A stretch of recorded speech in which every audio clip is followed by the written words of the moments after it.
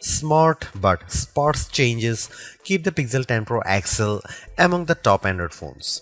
It remains underpowered for tasks like gaming, but that doesn't matter if your focus is on the still excellent cameras, super bright display, or AI features. Just be aware that to get the most out of those features, you will have to wait for updates or for Google's tools to get to grips with your data. The Google Pixel 10 Pro XL is named in part after its size, but to get to grips with how good a phone it is, it would be wrong to focus on physical qualities alone. It is easy to point to things like the phone's incredibly bright display or its versatile cameras as major selling points.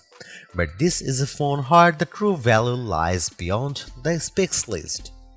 There are, in typical Google fashion, lots of AI features to play around with, features with a wide range of applications and utility. It's just a pity that Google seems to have learned some bad habits from Apple in not having all its features ready for launch day. Plus, Google flagship phones' inherent weakness in terms of power remains, even if battery life has improved. As the final big Android phone launch expect this year, I have been testing the Pixel 10 Pro XL against its main competition and also the latest iPhone just in case you are considering switching to or from an Apple phone. It's resulted in some of the most interesting phone comparisons of 2025 and I am thrilled to be able to take you through them. Pre-orders are up for the Pixel 10 Pro XL and its siblings until retail launch day August 28. If and when you decide to buy the Pixel 10 Pro XL, it will cost $1199. That's technically more expensive than the Pixel 9 Pro XL from last year, but what's actually happened is that Pixel dropped the 128GB model. It's a shame that you can't get a cheaper extra large Pixel now, but it's not strictly a price hike. If storage matters to you, you can spec 512GB or 1TB for $1,319 and $1,549 respectively.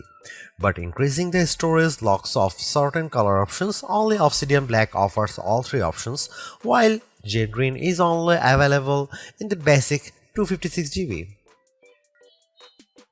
There are no big changes from last year in terms of overall shape or materials. Google is still using matte textured toughened glass on the back, Gorilla Glass Victus 2 on the front and shiny aluminum sides holding them together. There is still a reliable IP68 dust and water resistance rating too. There are alterations to be found if you look closer. Google made the phone's rear G logo metallic, slimmed and bezel around the rear camera bar, moved the SIM card tray to the top of the phone and added a second speaker opening to the bottom. But the only real difference is the overall width. The size change results in a larger display and a total weight that's about 5% heavier than the Pixel 9 Pro XL. That gives the Pixel 10 Pro XL the status of the heaviest of the main flagship phones on sale today, although only by a few fractions of an ounce.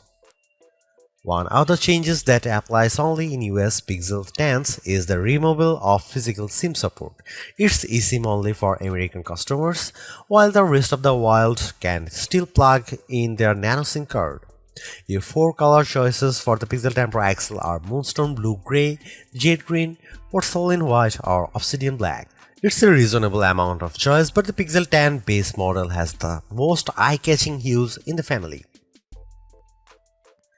The 6.8-inch 120Hz refresh rate adaptive display on the Pixel 10 Pro XL is slightly larger than the Pixel 9 Pro XLs, but still a little smaller than the equivalent Samsung or Apple models. But the size difference is offset by the Super Actua screen's incredible brightness. Google Pixel 10 Pro XL can reach 2555 peak brightness, where Samsung Galaxy S25 Ultra can reach 1860. And iPhone 16 Pro Max can reach 1553. The results above show just how intense the screen brightness on the Pixel 10 Pro XL can be, even compared to last year's Pixel 9 Pro XL. The Galaxy S25 Ultra does have the advantage of an anti-glare layer in its display, which helps deal with strong single sources of light, but in generally bright environments, and you have an easier time looking at the pixel's screen. Looking to the other results, we see the Pixel 10 Pro XL lags behind the S25 Ultra in terms of color gamut coverage and also color accuracy. In the default vivid color profile, the potential buyers needn't worry too much about that. The Pixel 10 Pro XL is still a great device for watching video or browsing photos on.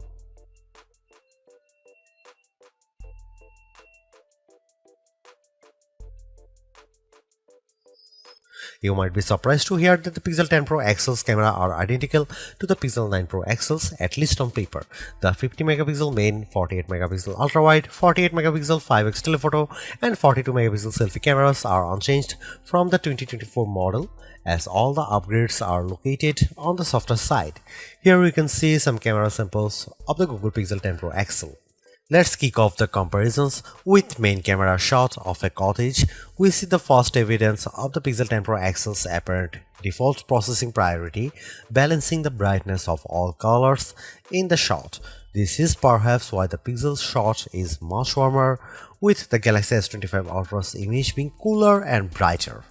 Against the iPhone 16 Pro Max, the Pixel 10 Pro XL also looks less bright but punches up the colors in return. The trees in the background in this view across a park are much easier to make out in the Google photo. And how does it compare against the outgoing Pixel 9 Pro XL? This photo of disused telephone box shows that the Pixel 10 Pro XL gives slightly stronger colors on the blue end of the spectrum, but is otherwise identical to the Pixel 9 Pro XL's image.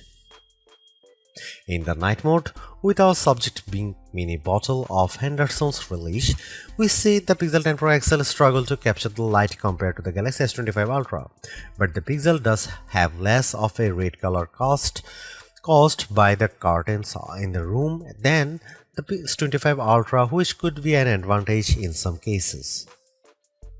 Switching to the ultra-wide cameras and looking over a small stream in a wood, the Pixel's image pales compared to the S25 Ultra's far brighter shot. This is likely as a result of the Pixel's relatively small sensor not capturing as much light and the post-processing not being able to do enough to compensate.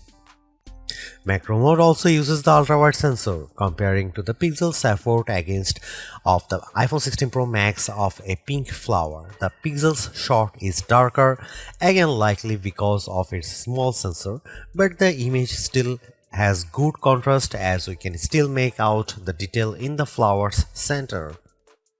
The final rear camera on the Pixel we need to look at is the 5x telephoto camera, which I pointed at a breeze over a lake. The Pixel has tried to balance the mix of light and shade in the shot, resulting in an apparent lack of color compared to the S25 Ultra, while the Samsung's shot's richer color of the water is appealing. The breeze is blown out in return.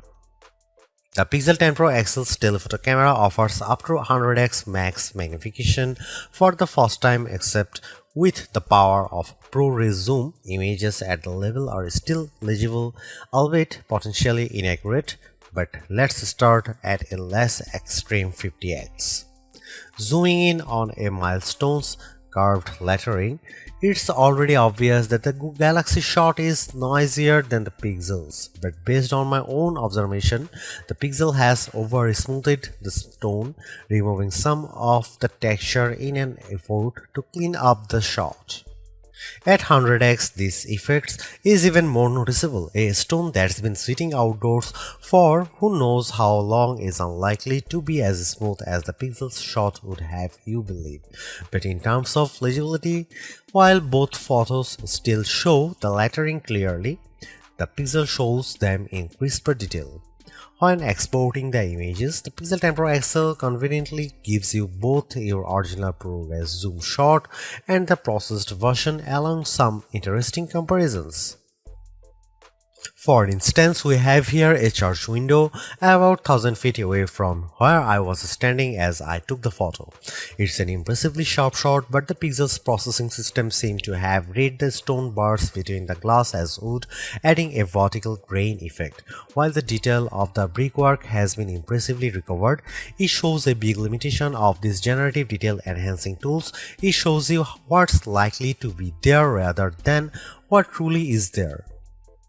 Google enhanced some of the camera's associated features, such as making best take active automatically with enough photos and offering 50 megapixel resolution for portrait modes. But the all-new feature and the one I spent the most time with was Camera Coach, the new photography teaching tool that's accessible right from the viewfinder. This is currently in preview, so hopefully it powers will multiply in the future, but right now it's more of an interactive forming tool. It will detect what you are pointing the camera at, offer some suggested compositions, and then give you tips on which camera lens to use, where to stand, and how to position the subject. If you can, it's a fun, personalized way to learn. But there are so many more tools in the Pixel 10 Pro XL's toolbox. I hope more options or perhaps an advanced mode appear in future to help guide users to try even more, like switching between vertical and horizontal shots, setting a manual focus, or adjusting exposure.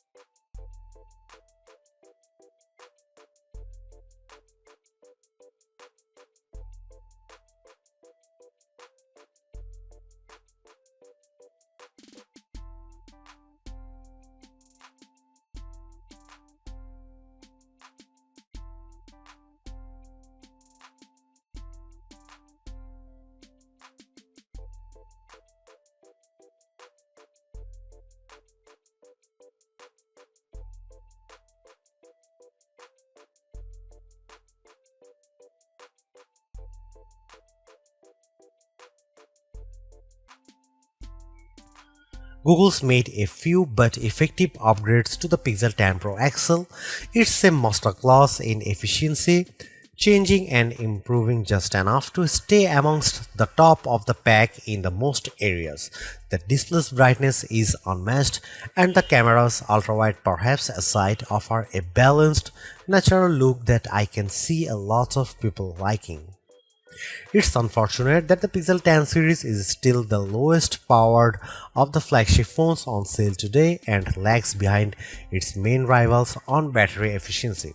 Hopefully, access to Google's latest AI tools makes up for that for anyone who decides to take the plunge, although perhaps give it a couple of months if this is your primary reason. Hopefully, by then the seemingly incomplete Magic Q and the preview version of the Camera Coach will have been made whole.